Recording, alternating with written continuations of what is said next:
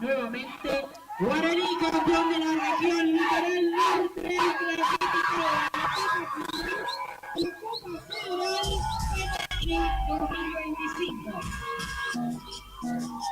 Esta es la cumbia de los campeones.